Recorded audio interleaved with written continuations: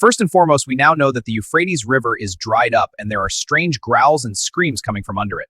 And next, world leaders are talking of bringing in a one-world government and a global identification chip. And in order to get rid of disunity, they want to implement a one-world religion, unifying all the world religions together. They say there's more than one way to heaven. I mean, after all, who does Jesus think he is, saying he's the only way? Does he think he's God?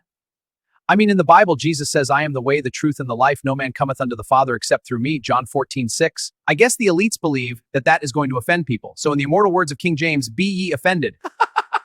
Speaking of offending people, people today are so easily offended. All you have to do is disagree with them. Poor babies.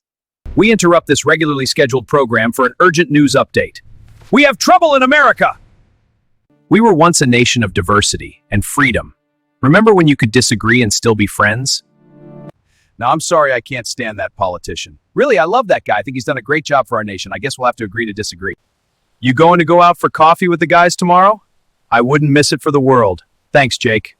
That was 40 or 50 years ago. Today, you should hear how we talk to each other.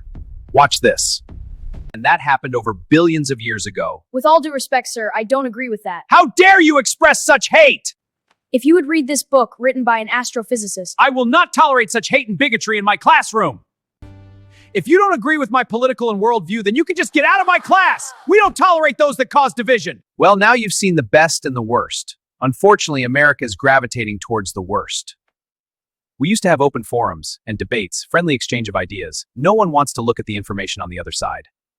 If the left would sit down with the right and share the thoughts and concerns and be open to the information for the other side, what a world we would have. The media would lose its power to manipulate us. Because after all, when you look at both sides, it's much easier to catch a lie. And then we get to a place again where the government would respect its people, not in agreement, but in purpose.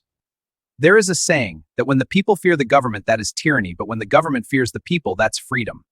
Now, if after this special bulletin you still have no idea of what's going on, I can only say what my grandfather used to say, ignorance can be fixed, but stupid is forever! Ah!